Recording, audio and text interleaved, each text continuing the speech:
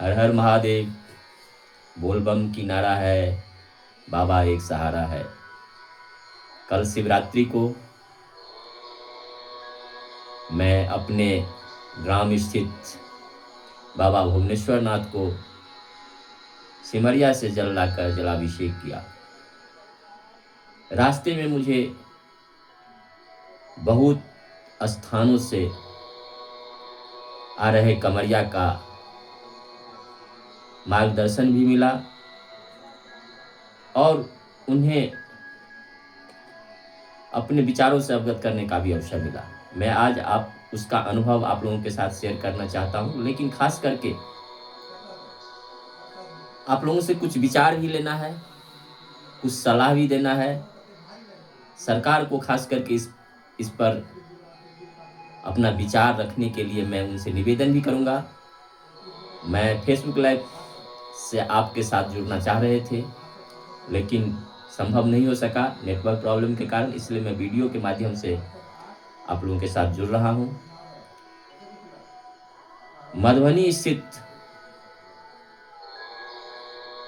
उगना महादेव हो या लोहट का बाबा चौक के पास झल्लेश्वर नाथ महादेव हो, सकरी, नेहरा, मनीगाछी, खास करके प्रसिद्ध स्थलों में बिदेश्वर नाथ महादेव, तारडी के अनेकों स्थल, धर्मस्थल, खास करके महादेव मंदिर, अलीनगर के महादेव स्थान, जिसमें अंदौली के, मोतीपुर के रास्ते में मुझे बहुत भक्त मिले, शिव भक्त मिले, जो अपने अपने शिव मंदिर में जलाभिषेक के लिए सिमरिया से जल ला रहे थे। बरौनी के नज़दीक में जितने भी महादेव मंदिर हो, वहाँ चाहे बेगूसराय के महादेव मंदिर हो, चाहे समस्तीपुर के महादेव मंदिर हो, जिलावार आप देख सकते हैं, दरभंगा की हो या मधुबनी की हो, कुशेश्वर स्थान का कुशेश्वर नाथ महादेव, जिसे आज बिहार के सबसे बड़े बाबा के रूप में मान्यता मिल रही है। बहुत ऐसे तीर्थ स्थल, महादेव स्थान हैं जहां ट्रस्ट के अधीन हो चुका है, विकास काफी तेजी से हो रही है। बहुत अच्छी बात है। सरकार भी चाहती है कि पर्यटन को बढ़ावा मिले और जनता में भी भक्ति बढ़ती जा रही है।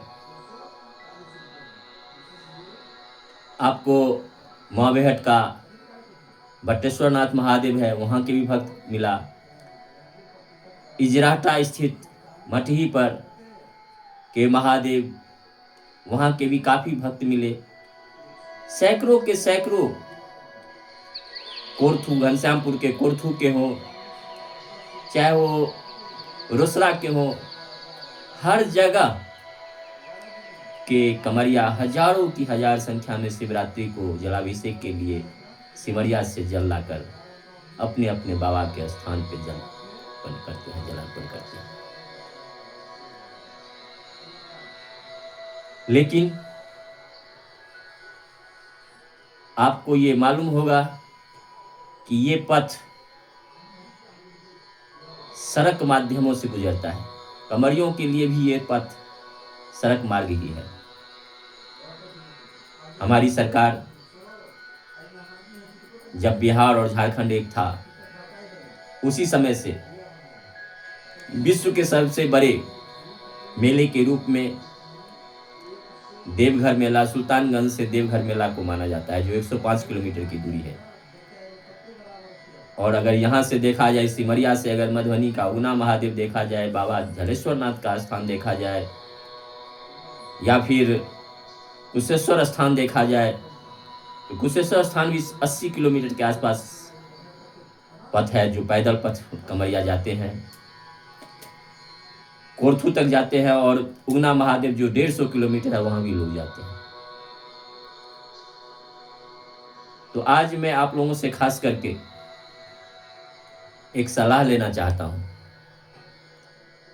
कि क्या जिस तरह सरकार पर्यटन को बढ़ावा देने के लिए इच्छुक है, हर पर्यटन स्थल के रूप में चिन्हित किया जाता है, क्या अगर इसे भी कमरिया पथ के रूप में चिन्हित किया जाए, जिस तरह देवघर के लिए चिन्हित हुआ और वहाँ एक मार्ग बनाया गया, कमरिया पथ बनाया गया अलग से, और वहाँ श्रद्धालुओं की कमी नहीं है। वहाँ श्रद्धालु 12 मास 3600 दिन कहा गया है कि वहाँ लोग जाते हैं। हम भी 120 किलोमीटर की दूरी तय करके आए हैं। आज जरूरत है बिहार को कि इसे भी एक पर्यटन स्थल के रूप में विकास करे। खास करके मैं रास्ते में जब आ रहा था तो बहुत लोगों का ये मानता था, कहना था कि सिमरिया का तो सौंदर्यीकरण हो गया। खास करके संजय कुमार झा जी का नाम आ रहा था। उन्होंने इस स्थान को बहुत ही सुंदर बना दिया, घाट बहुत सुंदर हो गया। वास्तव में उनकी तारीफ करनी भी चाहिए। लेकिन उन लोगों का ये भी कहना था कि टोटल पैसा इसमें ही खर्च कर दिए। थोड़ा सा पर्यटन को बढ़ावा देने के लिए भी उन्हें कुछ करना चाहिए। खास करके बिहार सरकार के मंत्रिमंडल में भी उन्होंने काम किया है और अभी राष्ट्रीय कार्यकारिणी अध्यक्ष भी हैं। उनका योगदान भी इसमें आवश्यक है। खास करके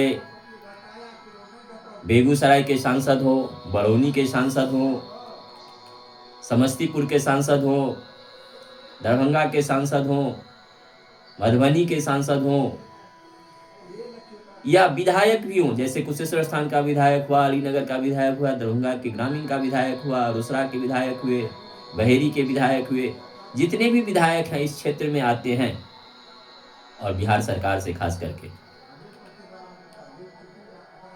मैं सभी माननीयों से निवेदन करूंगा, आग्रह करूंगा कि आप भी इस पे विचार करें, इसे पर्यटन स्थल के रूप में स्वीकृति दें। एक क्वेश्चन उठा है, मेरे मन में भी है और आप लोगों के मन में भी होगा, जो सिमरिया से हर जगह अलग अलग रूट हो जाता है। लेकिन मैं ये कहना चाहता हूं कि अगर 105 किलोमीटर देवघर का रूट है, अगर 105 किलोमीटर के जगह पे 150 किलोमीटर की अगर पथ कमरिया पथ बनता है, जहां जहां कमरिया जाते हैं, तो और ही अच्छी बात होगी। इसमें बुराई क्या है, इसमें दिक्कत क्या है? जो लोग बरौनी तक ही जाना चाहते हैं उनके लिए बरौनी तक ही उसका रास्ता सुलभ हो जाएगा। जिन्हें समस्तीपुर के क्षेत्र में जाना होगा उन्हें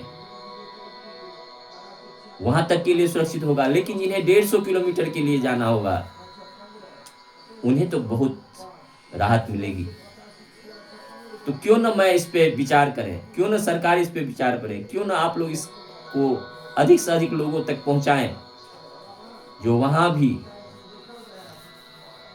जहां तक आप इसका आकलन करें, सरकार इस पे ध्यान दे, और जहां तक कमरिया जाते हैं वहां उस स्थानों को चिन्हित कर वहां तक साइड से पूरे नहीं हो, या फिलहाल उतना जगह तक एक अलग पथ न बन पाए, लेकिन हम 2 फीट 3 फीट हर सड़क के साइड से मिट्टीकरण करके कमरिया को जाने के लिए सुलभ रास्ता तो बना सकते हैं। क्योंकि वहां से जहां तक लोग जाते हैं, आज के समय में हर सड़क पक्कीकरण हो चुकी है, और वो पक्कीकरण में कभी रिपेयरिंग का काम चलता है, कभी नया भी बनता है इतने दूरी में, तो वो सड़क खुदा भी रहता है, खराब भी हुआ रहता है, कंक्रीट पत्थर बहुत रोड सड़क पे अलग माने उभरे रहते हैं, काफ़ी परेशानियाँ होती हैं। परेशानी भी भोले बाबा के पास से सब दूर हो जाता है। मुझे भी, मैं पहला अनुभव बताता हूँ अपना। मुझे नहीं विश्वास था कि मैं आ पाऊँगा सही से, क्योंकि इतने सड़कों का निर्माण कम से कम 10-12 किलोमीटर तक रोड को उखाड़ा गया है, फिर से नया बन रहा है, और जहाँ बना भी हुआ है वहाँ भी कंकर जैसा उखड़ा पड़ा हुआ है। आने में काफ़ी सभी को परेशानियाँ हो रही है। मैं वो उस चीज़ को उतनी गहराई में मैं नहीं जाना चाहता हूँ कि उसको सड़क को बनाए पहले। मेरा ये मानना है कि कमरिया पथ के लिए कम से कम 2 फीट एक साइड से मिट्टीकरण कर दिया जाए। खास करके सावन के महीना में अगर प्रारंभ किया जाएगा और शिवरात्रि से पहले एक मिशन के तहत इसको अगर किया जाता है, तो निश्चित रूप से भोले भक्तों की संख्या बढ़ेगी, कमरिया की संख्या बढ़ेगी। और अगर कमरिया की संख्या बढ़ती है, लोग अगर कांवड़ लेके यात्रा पे निकलते हैं, तो आप समझ सकते हैं इतनी दूरी तय करने के लिए निश्चय ही ये बहुत बड़ी उपलब्धि होगी। रास्ते में कमरिया के ठहरने के लिए जगह-जगह दुकानें बनेगी, वहाँ खाने-पीने की व्यवस्थाएँ होगी, वहाँ रहने की व्यवस्थाएँ होगी, वहाँ नित्य क्रम की व्यवस्थाएँ होगी, वहाँ कीर्तन भजन की व्यवस्थाएँ होगी। आप समझ सकते हैं कितने रोज़गार का अवसर वहाँ मिलेगा लोगों को। एक तो रोज़गार की बढ़ावा मिल जाएगी, रोज़गार को प्रोत्साहन मिलेगा, एक भक्तों की संख्या बढ़ेगी, और निश्चित रूप से इस तरह पर्यटन को बढ़ावा मिलना तय है। तो मैं खास करके हर स्थानों के सांसदों को, विधायकों को, जनप्रतिनिधियों को, और खास करके बिहार सरकार से जुड़े पथ निर्माण विभाग, पर्यटन विभाग से विशेष आग्रह करूंगा कि इसको विशेष रूप से ध्यान दें और अपना एक मिशन बनाएं। मैं ये आशा करूंगा कि इस सावन में इसकी रूपरेखा तैयार हो और दिखने भी लगे, कुछ ही जगह क्यों नहीं हो, और अगले शिवरात्रि तक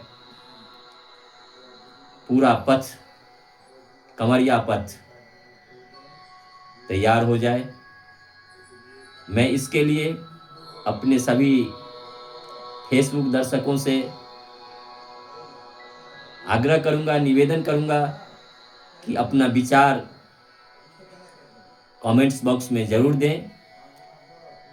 सरकार तक इसे पहुंचाने के लिए अपने स्तर से भी पहल करें, और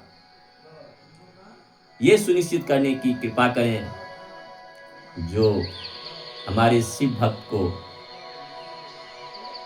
आगे दिक्कत न हो, आगे कष्ट न हो। कष्ट तो होना तय है जब ही आप कांवड़ यात्रा पर निकलेंगे, जब उतनी दूरी तय करने की कोशिश करेंगे, 4 दिन, 5 दिन, 6 दिन तक लगता है अपने गंतव्य स्थान में पहुंचने के लिए, तो कष्ट तो होना तय है। लेकिन अगर सरकार की तरफ से आप लोगों के फॉरवर्ड करने के सहयोग से अगर सरकार इस पे अमल करती है, तो भगवान की तरह सरकार का भी धन्यवाद दिया जाएगा, क्योंकि भगवान तो सबको रक्षा करते ही हैं। जितने भी कंवरिया जाते हैं, किसी न किसी तरह से भगवान उनका साथ देते हैं और गंतव्य स्थान पर पहुंचाने में मदद करते हैं। जहां कुछ कमी है, अगर सरकार इसको दूर करे, तो मुझे पूर्ण विश्वास है कि सरकार की भी बड़ाई होगी, भक्तों की संख्या बढ़ेगी, कमरिया में भी उत्साह होगा, एक दूसरे को प्रोत्साहन मिलेगा और निश्चित रूप से जब कमरिया की संख्या बढ़ेगी तो पर्यटन को बढ़ावा मिलेगा, रोजगार को बढ़ावा मिलेगा और सनातन की जय जय जय होगी। मैं यही चाहता हूँ कि आपका सहयोग, आपका आशीर्वाद मिले और ये जो मेरा उद्देश्य है, जो मेरी मांग है, जो आपसे सहयोग चाहता हूँ, वो आप लोग करें।